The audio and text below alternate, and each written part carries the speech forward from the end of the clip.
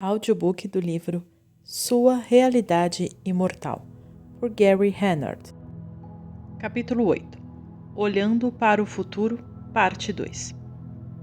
O teu ego nunca está em jogo, porque Deus nunca o criou.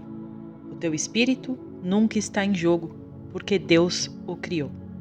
O 100, livro-texto. 2 meses depois, o desaparecimento se tornou muito mais conhecido e meus dias foram atravancados por atividades, da hora que eu despertava pela manhã até eu ir dormir à noite. Foi interessante notar que as pessoas nunca veem a maior parte das coisas que um autor conhecido nota. Escrever, em meu caso, a narração para os livros, vários artigos e outros projetos, os e-mails e telefonemas, programação, viagens, palestras, publicidade, entrevistas em revistas e rádios, na maioria gravada, encontros com pessoas, preparação de palestras e workshops e meia dúzia de outras coisas são todas feitas nos bastidores. Só quando você aparece em público em palestras, workshops e lançamentos de livro e em certos tipos de participação na mídia é que o público de fato consegue ver você. Isso foi divertido, na maior parte do tempo, mas também essas eram sempre oportunidades de perdão, envolvendo o que eu passei em viagens e ataques ocasionais por parte de pessoas, na maioria equivocadamente informadas em relação ao que elas disseram sobre o livro. Não era uma reclamação minha, porque eu achei que isso tudo fazia parte do pacote, e se o livro não fosse um sucesso, então ninguém estaria falando bem nem mal dele, nem de mim. Mesmo assim, ficava difícil não responder à altura, em especial quando alguma pessoa estivesse dizendo coisas que simplesmente não eram verdade. Deveriam elas ter licença para desinformar o público sem a contra-apresentação da informação correta? Essa era uma questão, especialmente na internet, onde o acesso fácil torna possível a qualquer um com um machado na mão abrir espaço para ter um fórum para a apresentação de informação falsa. Era um tema difícil de lidar. Artem já me havia dito para perdoar em relação à internet, mas isso acabava sendo difícil de ficar impassível e ver as pessoas serem alimentadas com mentiras a respeito de meu trabalho. Eu também tinha algumas perguntas me incomodando a respeito de certas coisas que Artem e Purchá me haviam dito durante sua primeira série de visitas, além do que eu, pessoalmente, queria saber mais a respeito do futuro do planeta, ilusório ou não. A próxima vez em que meus professores apareceram, me senti inspirado a perguntar a respeito desses temas. Purchá: como está levando, irmão? Continuo legal para seguir. Sejam bem-vindos à minha morada. É sempre agradável estar aqui, diz Purchá. Artem: sim, é verdade. Então, já pensou no título para o nosso próximo livro? Gary responde: sim. Tudo certo. Qual é, então? Pergunta Artem. Vou chamá-lo As Mensagens Ocultas em Cerveja. Artem responde: nada mal, mas não é esse. Continue se unindo a Deus. O nome virá a você. Gary continua: então, primeira pergunta. Se alguém na internet está afirmando algo inteiramente incorreto a meu respeito, ou de nosso livro, ou ainda algo mais ligado com o nosso trabalho, eu devo só ficar parado e deixá-lo ir em frente? Artem responde: eu lhe disse para perdoar, mas já é tempo de acrescentar algo nessa ideia. Sim, em toda circunstância, você sempre perdoa. Daí, depois de perdoar, se você sente no coração que algum tipo de ação ainda seja requerido, então, primeiro, sempre pergunte ao Divino Espírito Santo se há algo que você deveria fazer. Lembre-se, o Divino Espírito Santo, ele próprio, não faz coisa alguma no mundo, jamais. Mas ele pode inspirar você quanto ao que você poderia fazer, sendo necessário, possível e útil. Então a regra prática seria que o Divino Espírito Santo não cria uma vaga de estacionamento para você, mas ele consegue inspirar você a encontrar uma? Diz Gary. Sim, gosto disso, continua Artem. É isso aí.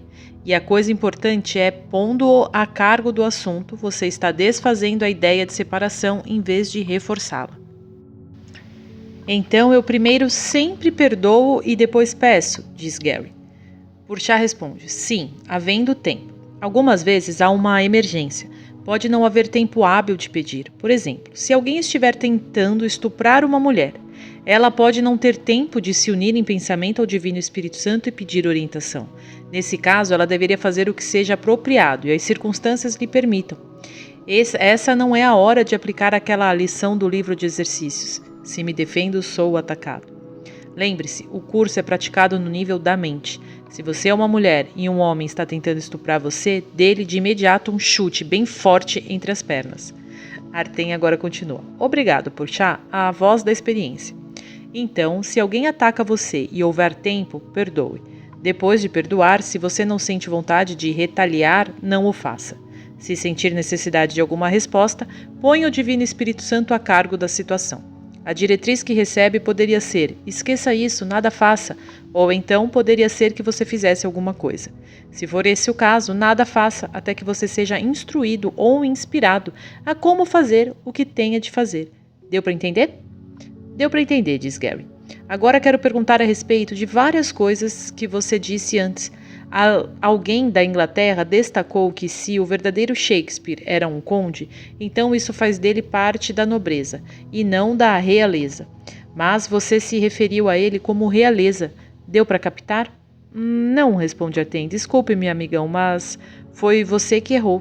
Nós nos referimos à rainha. Pensando que naquele tempo escrever peças de teatro, especialmente comédias, era impróprio à dignidade da nobreza, e você mais tarde equivocadamente escreveu realeza. Por certo, isso seria indigno da realeza também. Isso não estava claro naquela parte das fitas e você teve uma palavra errada. Não se sinta mal por isso. No geral, você fez um tremendo trabalho. Mas, como você mesmo diz, nas notas do autor você não é perfeito. Tudo bem, diz Gary. Consigo sobreviver a isso. Que você me diz da Bíblia de Jefferson?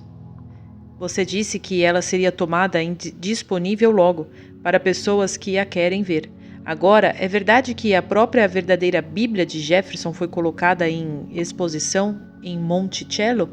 Um pouco depois de você dizer isso, mas o texto da Bíblia de Jefferson foi publicada e dada a conhecer antes disso. O que você me disse? A respeito do que? Pergunta Artem. Você não estava enganado? Questiona Gary. Não, de fato. A Bíblia de Jefferson se tornou, na maior parte, indisponível na época que fizemos aquela declaração. Foi depois de fazermos essa declaração que a Bíblia de Jefferson se tornou amplamente disponível, responde Artem. Tudo bem, só estava esclarecendo. Essas não eram as perguntas maiores. O que realmente fez com que um casal me apontasse armas foi a ideia de que os humanos migraram de Marte e não evoluíram na Terra. Garanto a você, a maioria das pessoas que leu não parece ter tido grande problema com isso, mas esses dois que mencionei ficaram bem indignados. Eles destacaram que o DNA humano é 97% o mesmo que dos macacos e que os achados fósseis mostram que nós envolvemos deles. O que me diz? Artem responde. Nós mantemos o que dissemos. A vida humana migrou de um planeta distante para Marte. No final, ela também migrou de Marte para a Terra. Seus registros fósseis são evidências, não provas. Elas são incompletas e elas não provam realmente coisa alguma. Elas são simplesmente evidência de uma possibilidade que acontece ser incorreta. Quanto ao DNA humano ser 97% igual ao DNA do macaco, e daí? Isso não prova que você envolveu de macacos. Há vários tipos de alienígenas que, se eles desembarcam aqui na Terra, acidentando-se outra vez, como alguns fizeram em Roswell, e se você estudasse seu DNA e o público tomasse conhecimento disso, seria mostrado a todos que temos o mesmo DNA deles, que é bem semelhante ao seu. O que você esperaria de outros tipos de forma de vida humanoide? As razões para isso são, de fato, explicadas por uma de suas outras teorias científicas. Está certo. Evolução não é a única teoria científica para explicar como você aparentou chegar aqui, no nível ilusório da forma. No universo da forma, as sementes de vida vagam por aí entre locações celestiais distantes. RNA e DNA, em verdade, carregavam sementes ou eram importados de locais além do seu sistema solar. Eles existiam em outros planetas simultaneamente. A teoria científica que explica isso é chamada panspermia. Mas não use isso ou qualquer outra teoria como uma desculpa para tirar seus olhos da bola. Em vez de estar olhando lá fora para o universo e fazendo perguntas a respeito dele, você deveria se lembrar de onde veio esse universo. Obviamente, as pessoas de quem você fala estão muito comprometidas com a ideia do envolvimento humano a partir do macaco como um fato. Essa ideia está toda enraizada no corpo como sua identidade e buscando provar que ele seja real, por demonstrar de onde veio. Sim, muita gente está comprometida com a ideia de evolução. Isso é trazido através do sistema escolar e as pessoas apenas aceitam tudo a esse respeito, diz Gary. Macaco vê, macaco faz, diz Artem. Puxa, não se esqueça de uma coisa: virtualmente, tudo que sempre foi aceito pelas pessoas como verdadeiro, no final foi provado ser falso. O fato científico deste ano é a velha teoria desbancada do próximo século. Isso é porque toda teoria é parte da síndrome da cenoura pendurada na vara. O propósito egóico é manter as pessoas olhando para os efeitos para que não olhem nem vejam a causa. Não os tome a sério. Sim, a ciência pode ser útil, especialmente quando a física demonstra que você não consegue realmente separar uma coisa da outra. As pessoas precisam tomar tais ideias e aplicá-las a si mesmas, porque muito poucos cientistas estão dispostos a assumir ideias como essas em sua extensão lógica. Eles sabem que o universo é uma ilusão, mas mesmo assim não estão dispostos a dizer a ninguém que ele não seja real. Isso é o que acontece quando você tem de se sustentar como um cientista. Você não precisa disso, então dê um fim nisso. Artem. Você tem um grande ensinamento para compartilhar. Muitas pessoas estão desespiritualizadas e apáticas. Uma mensagem como a de um curso em milagres é uma cura para a apatia e uma reespiritualização. Sim, sim, diz Gary, mas imagine, se você tem a cura para a apatia e ninguém se importa com ela? Artem, bastante pessoas se interessarão. Você não precisa da concordância do mundo para coisa alguma. Não há nenhum mundo. Apenas compartilhe a mensagem com os aspectos aparentemente separados de sua própria mente que estejam prontos para isso. Isso é o que eu faço, cara, diz Gary. Mas eu tenho algumas perguntas a respeito do futuro, se você não se importa. Eu sei, isso não está realmente acontecendo, então não é importante. Mas você mencionou isso a mim na última vez, então estive imaginando se você de novo falaria. Porchat continua. Nós sempre falamos com você a respeito de coisas em que você esteja interessado, Gary.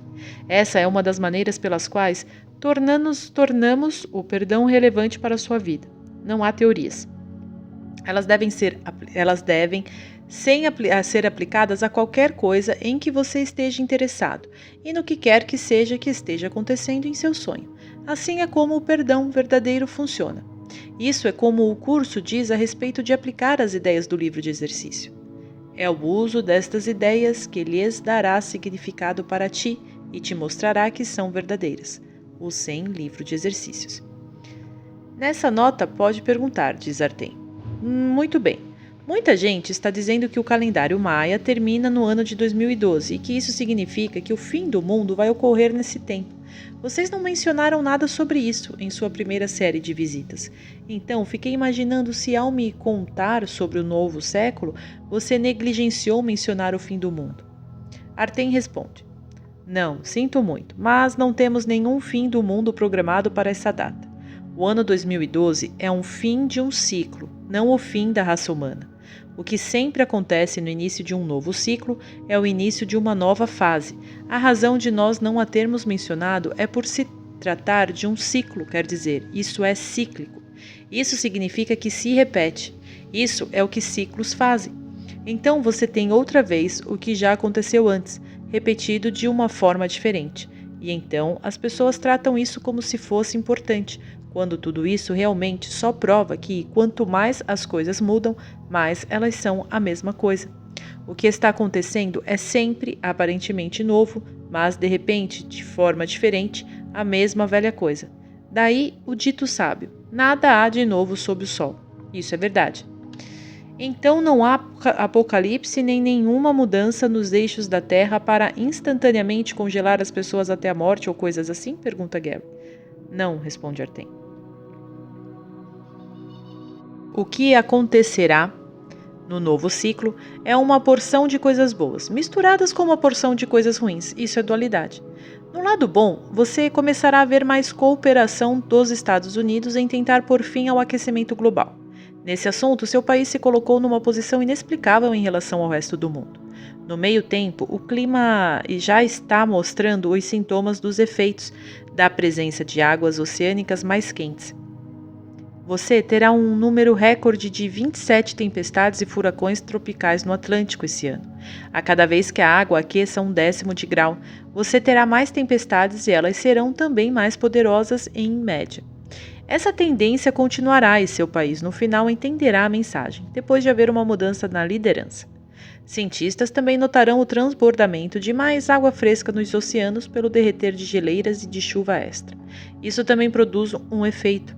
Dentro de alguns anos, haverá tanto cuidado a respeito do meio ambiente e tantas advertências da corrente principal de cientistas que a ação será tomada por todo o seu país, em cooperação com outros, pelo bem de muitos, em oposição à política corrente de para o inferno com o mundo, para o bem de poucos e de seus lucros.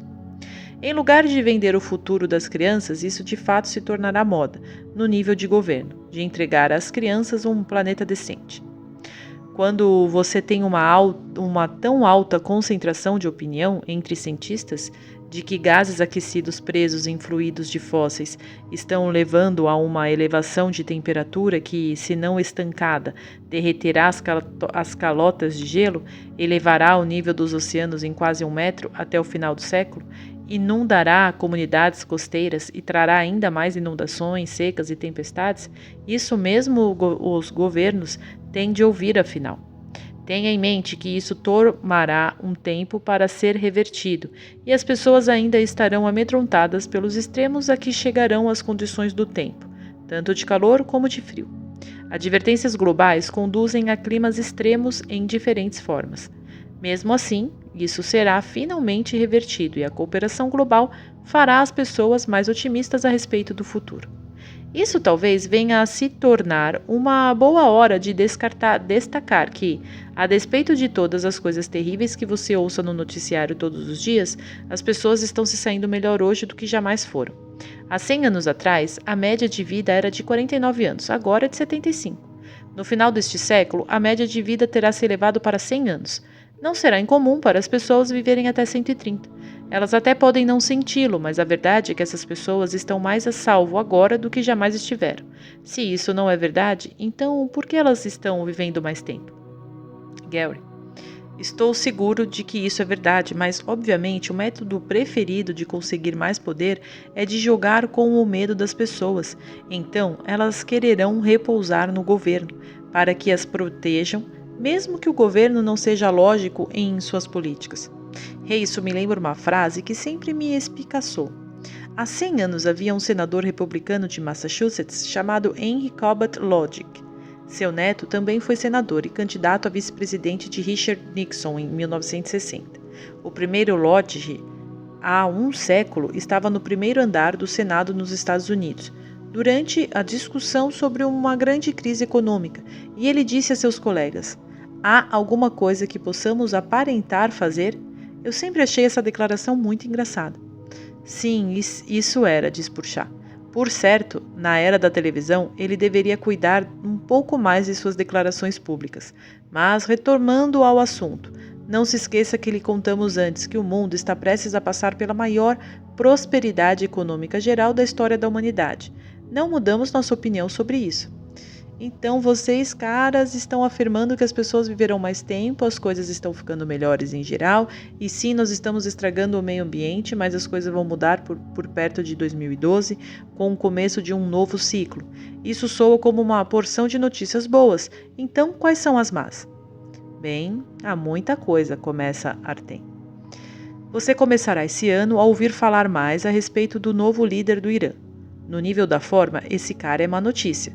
Ele é de quem Nostradamus realmente falou, quando descreveu um homem que seria a maior ameaça às cidades do Ocidente. Ele é um extremista, com quem não se pode brincar ou descartar de leve. O homem é insano. Vocês disseram antes que terroristas seriam bem-sucedidos em jogar um aparato nuclear numa cidade principal. É ele o responsável? Sim, responde Artem. No sentido de que ele desempenhará uma parte importante nisso, mas não será apenas ele. Mesmo assim, isso não conseguiria acontecer sem ele, o que o torna responsável. Notei, ao ler a transcrição da última vez, que quando eu fiz aquela pergunta, eu apenas usei a frase cidade principal, não cidade americana. Então, isso necessariamente, a atingida não tem de ser uma cidade americana, certo? Pergunta Gary. Não seremos específicos a respeito de qual cidade ou cidades, exceto para dizer que cidades como Tel Aviv e Londres são igualmente alvos, tanto quanto Nova York e Los Angeles. Todos esses lugares e muitos outros deveriam no próximo século tomar precauções contra a maior ameaça à civilização, terrorismo nuclear, que será sancionado por certos governos, especialmente o Irã, responde Artem. Espere um minuto. Vocês acabam de inferir que pode haver mais de uma cidade atingida? Diz Gary. Quando você nos fez essa pergunta antes, foi você que perguntou se uma grande cidade seria atingida. Respondemos que sim, que isso é exato. Também lembre-se que não estávamos dispostos a dar-lhes detalhes. O que nos dispusemos a fazer perto do fim da conversa era dar-lhe o propósito real da situação, que é o mesmo para todas as coisas. Perdão, responde Artem. Gary continua. Eu me lembro, mas você também previram uma média Dow Jones de 100 mil em torno da metade do século. Como isso pode acontecer ao mesmo tempo em que há essa ameaça de terrorismo nuclear sobre a cabeça de todo mundo? Artem responde novamente. A chave está em como a crise venha a ser resolvida, ou pelo menos como ela aparenta ser resolvida. Você notou que seu mercado de ações caiu os tubos depois de 11 de setembro, mas isso foi temporário? Depois de pouco tempo, as pessoas notam que essas companhias continuam a fazer negócio, o que incluirá a destruição nuclear retaliatória da cidade capital de um dos países envolvidos em levar adiante a ação terrorista às pessoas terroristas.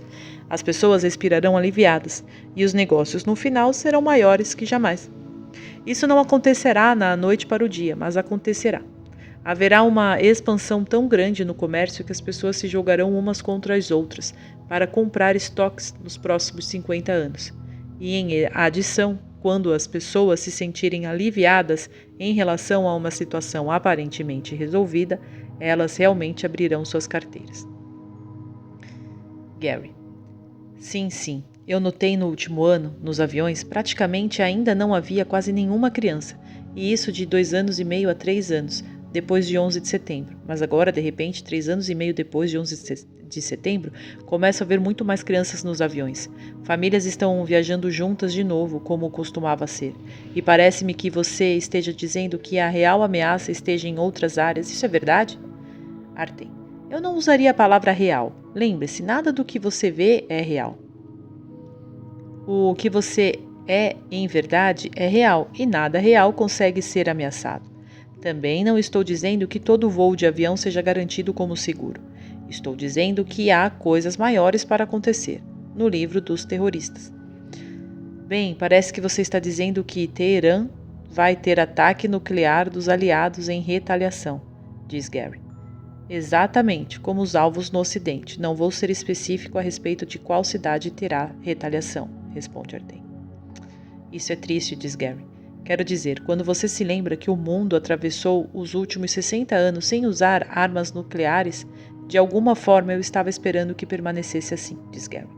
Artem. Houve alguma arma fabricada que não tenha sido usada? Se você não a quer usar, não a faça. Sim, desde Hiroshima e Nagasaki houve 60 anos de trégua de armas nucleares, mas para que seja permanente, você tem de extinguir o conflito onde realmente ele se encontra, na mente. Puxa, eu já disse a você, as pessoas do mundo nunca viverão em paz até que as pessoas do mundo tenham paz interior.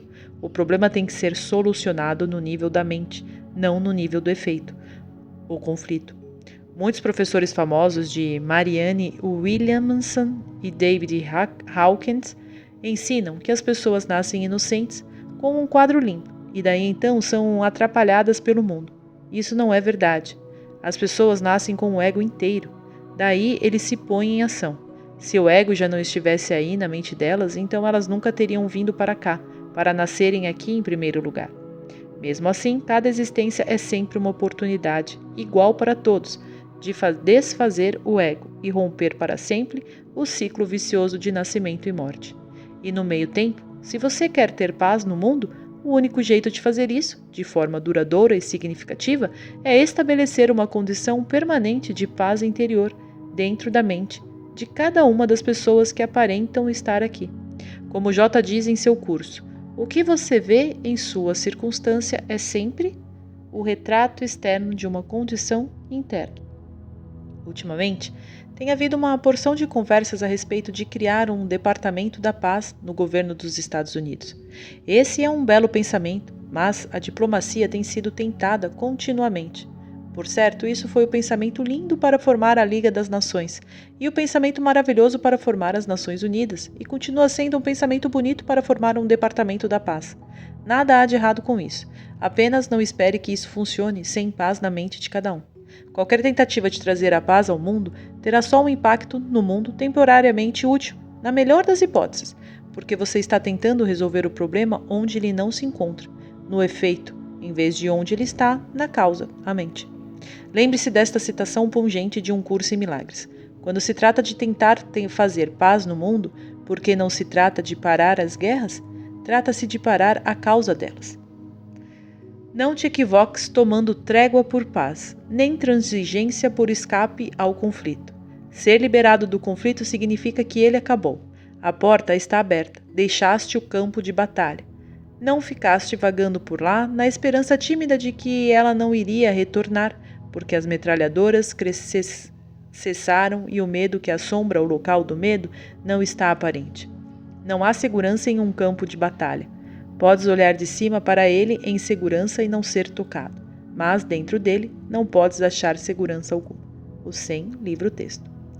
Então, ensine as pessoas a se tornarem invulneráveis a qualquer coisa que o mundo aparente fazer, e o resto cuidará de si mesmo. Essa invulnerabilidade só vem com o perdão. Legal, diz Gary.